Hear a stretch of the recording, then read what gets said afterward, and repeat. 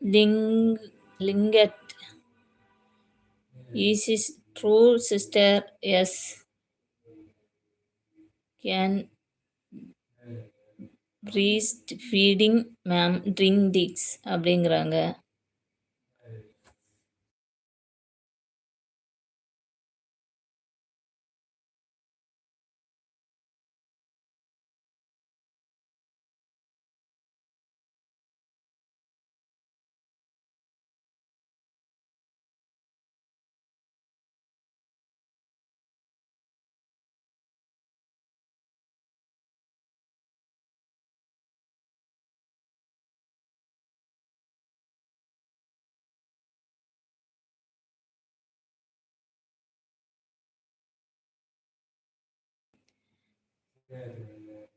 தாராளமா குடிக்கலாம் சிஸ்டர். தாராளமா குடிக்கலாம்.